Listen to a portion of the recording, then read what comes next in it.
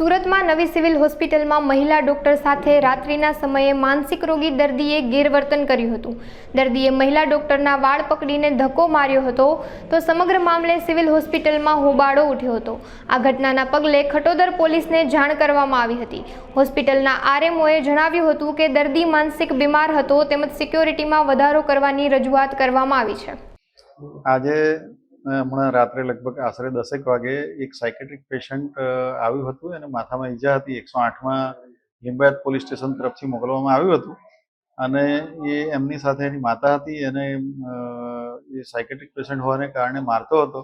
એ દરમિયાન આંખ વિભાગની એક રેસિડેન્ટ બીજા અન્ય પેશન્ટને ચેક કરવા માટે આવેલ.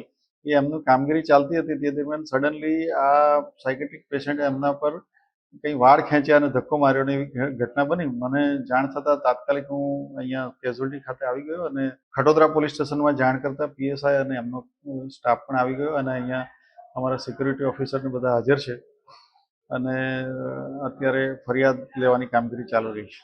અહીંયા વધારે સિક્યુરિટી ગાર્ડ રાખવાની જરૂરિયાત છે તો તે મુજબ વધારે સિક્યુરિટી ગાર્ડ રાખવામાં આવશે. તદુપરાંત અહીંયા પરમનન્ટ પોલીસ કર્મી કેઝ્યુઅલ્ટીમાં રાઉન્ડ ધી ક્લોક 2 રાખવાની રજૂઆત આજ રોજ સીપી સાહેબને અમે કરેલી જ છે. મેં અને સુપ્રિન્ટેન્ડન્ટ મેડમ સાથે રહી.